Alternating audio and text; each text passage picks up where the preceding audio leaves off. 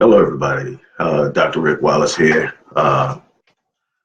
Hopefully, you've rounded out or closed out your week on a good note. Hopefully, you were able to engage your week in the potential and possibilities associated with it and accomplish some exceptional and extraordinary things along the way.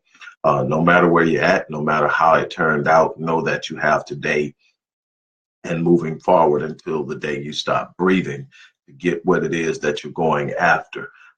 You know my mantra. Once I make up in my mind that I'm going to have something, I'm either going to get it or I'm going to die trying.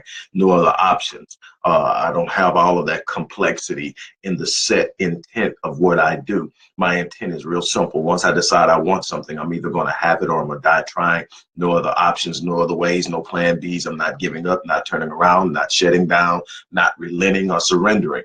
It doesn't mean it comes easy. It means that no matter how hard it gets, I'm not going to quit. That's where you find things. I believe it was Will Smith that said that God placed everything worth having on the other side of fear, on the other side of pain, on the other side of disappointment. And I'm expanding on that. He just said the other side of fear, but I'm just saying that if you want something, it's on the other side of that thing you really don't want to experience. Before I get off into this, I'm going to try to condense this. You know me, but I'm going to try to condense this. But before I do, don't forget to pre-order your copy of Critical Mass. I'm telling you that I am just immersed in this book. I'm feeding myself off of this work. And that normally happens when I'm writing something that I'm going to eventually present. I'm literally feeding myself and reminding myself of the things that drive me and empower me. And so I'm just looking at this and I'm going, wow, man, I really hope people really get this book because it's so powerful. Don't forget to get that. Also, if you want to take advantage of the Rapid Change Breakthrough Sessions, the information is there. Look in the box, fill out the questionnaire, send it into the email that's listed. Someone from the support team will get with you. And somebody from the support team will get with you and schedule a time to have your session with me. Now, let's move on to this thing. Let me start turning some of these things down. These phones ring like crazy. Okay, look.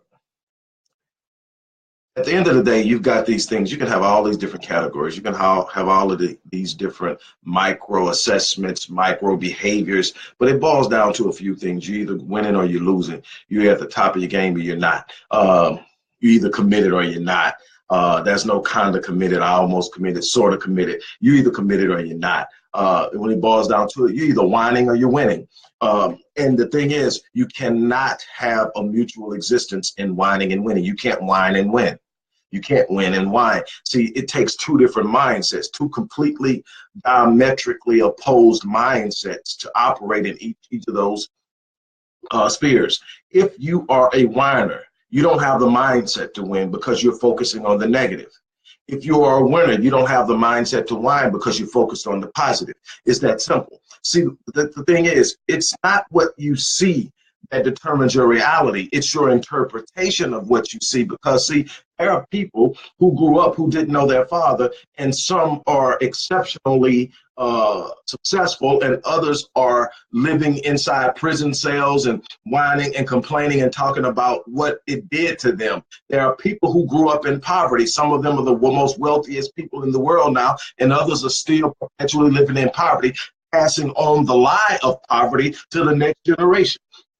And I can go on and on and on down the line of people who live the same type of life, have the same type of background, and getting completely different results out of life. What's the difference? How I interpret what I'm doing. See, if I look at life and I say life is happening to me, then I start to take on a mindset that says I can't win for losing. I start to take on a mindset that says it's never going to get right. I start taking on a mindset that gives the power to control my destiny and the results I get through external circumstances. And when I do that, I become a victim. And when I become a victim, the only thing I have that I can do consistently is whine. I can find everything that's wrong with my life, and I can whine about it, complain about it, talk about it, point fingers at everybody else except myself. Never really look at the decisions I'm making, how I'm approaching life. What am I doing about it?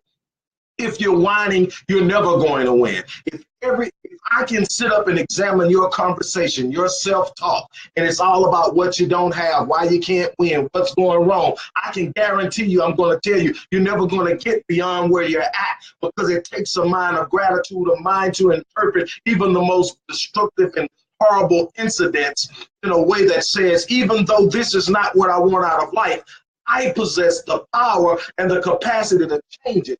I'm willing to commit to going into this thing and doing whatever I have to do to come out of it. I will not allow myself to complain, because complaining brings with it negative energy, low frequency, low vibrations. It cannot produce the things I say I want. So even though I don't like what I'm getting right now, I'm not going to make that my focal point. My focal point is going to be on what I have in way of capacity, potential, and power to change it. So it's not where I'm at, it's where I'm going. I'm always looking at where I'm going. I'm always looking at what I have the power to do.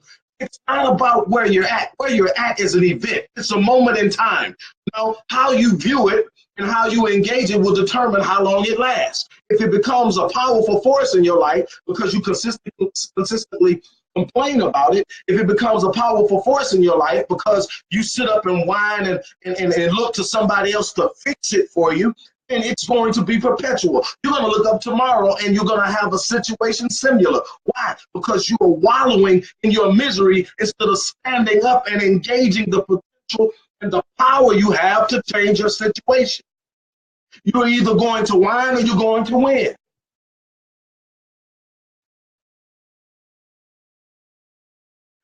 And no matter where you are, no matter where you are, there's something positive and something negative.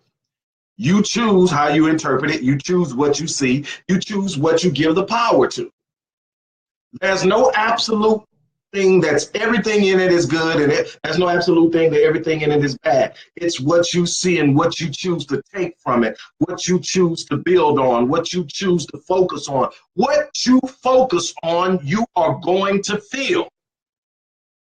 If you're focusing on the negative, that's what you're going to feel. What you feel is what you're going to perpetuate. What you feel is what you're going to emit in energy. What you feel is what's going to determine the decisions and the choices you make. What you focus on is what you feel. If you focus on the negative, you're going to get negative.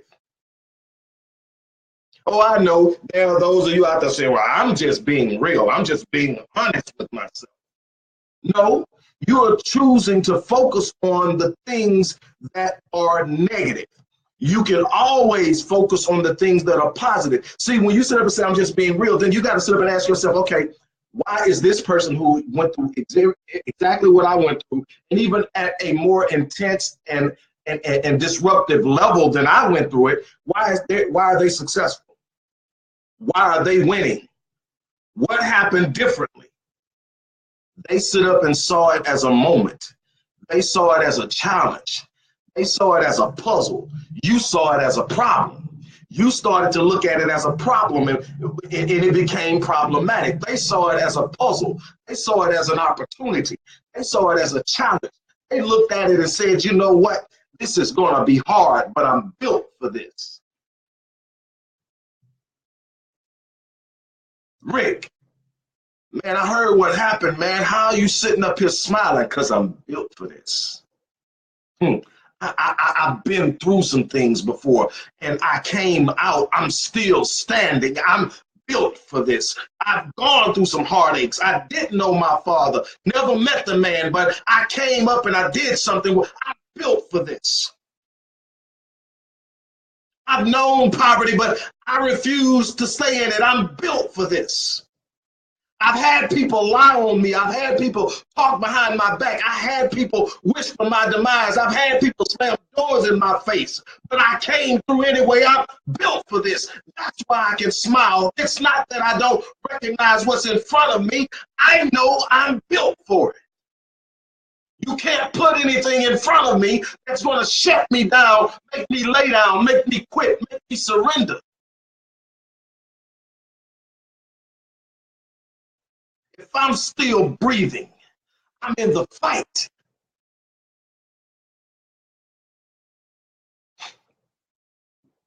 Stop whining, stop complaining, stop focusing on the negative. There's always going to be something you can focus on negative. But if you turn around and you look at what's possible in your life based on the capacity and the nature of your design, and you start to look at it and say, you know what?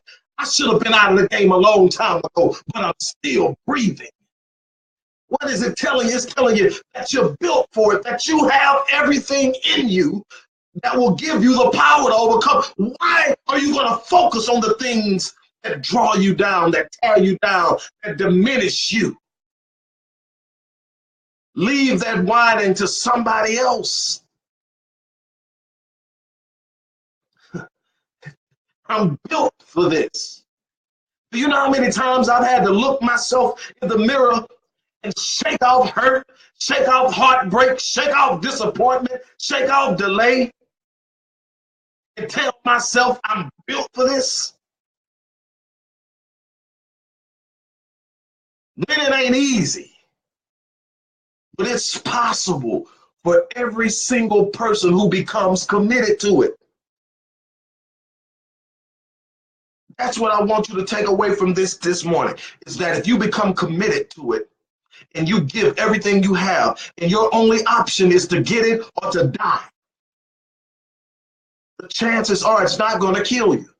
You're going to get it. But if you give in to every little, and the thing is, you got a lot of people out there that will go out of their way to remind you of what you used to be. A lot of people that'll go out of their way to remind you of what can't happen, and whisper the sweet nothings of negativity in your ear and try to convince you that you are where you belong. Because why? Your rise, your ascension is a conviction of their mediocrity, and they can't be comfortable in your presence as long as you're ascending. They need to get you back in the box. Guard your circle. Find some people that are aspiring to do what you're doing. Find some people that are looking to rise above their current state. Find some people that are willing to see the positive in the most negative things. Find some people that are going to speak positively into your life. Find some people that will reach back and pull you up when you're feeling defeated and overwhelmed. Find some people that will let you reach inside of them and glean from them. Stop surrounding yourself with people that don't want to do nothing but see you where they're at, because they've lost their fervor and their passion and their vision and their dream. Start living yourself, pushing yourself beyond where you're at right now. Stop whining. Whining has no power to change one thing in your life. It just constantly reminds you of what's wrong. When you set your mind to win, it changes everything. It changes how you interpret things. And how you interpret things sets the stage of your reality. That's the difference between those who win and those who lose.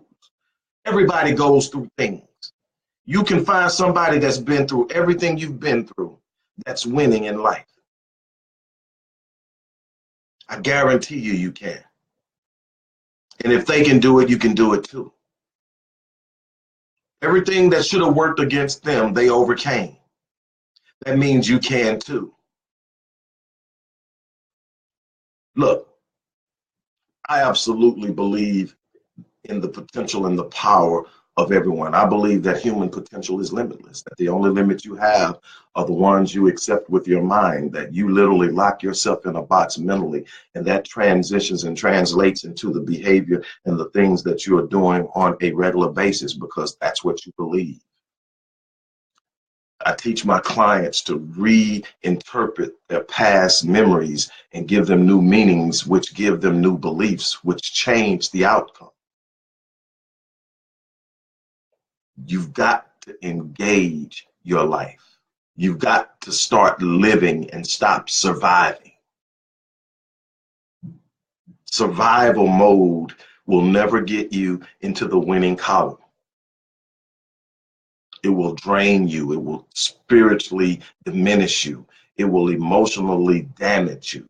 It will take you through year after year of stagnancy. Step out of it. Dare to live, dare to win. Go for it. I dare you. I dare you. Look, as I always say, I'm going to live my life on full and I'm going to die on E. And that's what I wake up every morning attempting to do. Every day is not a day of bliss for me, but it's a day of joy. It's a difference. You know, I don't have everything laying down for me. I'm nowhere near where I would like to be in the progression of where I'm headed and what I want to do ultimately in this world. But I'm nowhere near where I was when I hit rock bottom. I'm nowhere near where I was when I first started this journey. I'm constantly moving forward. I'm constantly seeing something that I can celebrate. I'm constantly measuring myself against my potential, not other people. That's another thing. Stop measuring yourself against other people, where they're at in their journey. Their journey didn't start when your journey started. It didn't start how your journey started. It didn't start with the same load, same difficulty, same challenges, same people. So many things that are different in why they're where they're at. You just need to know, did they get there? That's all you need to know. Did they get there? Because if they got there, you can get there too. You measure yourself against your potential. You measure yourself against whether or not you are today where you were yesterday. You look at yourself and say, you know what? I could be where I was 10 years ago. I could be where I was 5 years ago. I could be where I was when I was going through this and this and this, and I didn't know how I was going to get out of it. I could be there, but I'm not. I'm making progress. And you need to get rid of every last person that won't let you celebrate your progress. It's a bunch of people that'll remind you of all the wrong things. They don't need to be in your life. They're robbing you of valuable energy that you need to move through this life. Look, do what you got to do. Again, Art of That Critical Mass book, I promise you, is close, but it's just so many things. I'm at that point now. I know what these artists that do these albums are struggling with, which track you put on, which track you leave off. Because if I put everything in this book, we're talking 700, 800 pages, and nobody's going to want to pick the book up. Even though I think if you pick it up, you might not put it down, but nobody's going to pick it up. So I'm trying to say, okay, what can I put in? What can I take out? And it's like crazy. But we're almost done. But get that. Also, I would love to sit down and have a rapid breakthrough session with you. You'd be surprised at what you can do in your life in a very short period of time and actually have something significant on which you can look at and say, it's different now. And I can do that with you. But anyway, whatever you do, don't whine. Focus on winning. Make winning your focus. Make winning your focus. With that being said, I'm out of here. You have an awesome day. Peace.